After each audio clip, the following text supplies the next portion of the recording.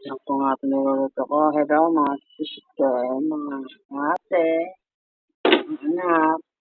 Share ko lang yung luto kong nilagang manok. Itong patatas. At dalawang piraso nilagyan ko. Bago mailuto to, hilamusan mo muna yung manok ng asin. Bago kinagat mo, may lasa ang manok.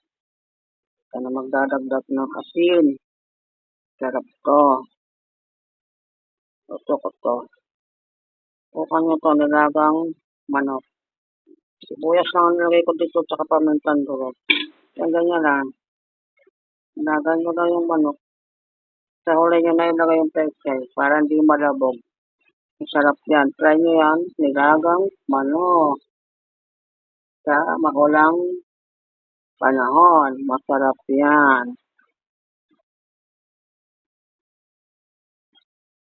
Paki-like and subscribe po kung nagustuhan nyo ang aking luto. Salamat.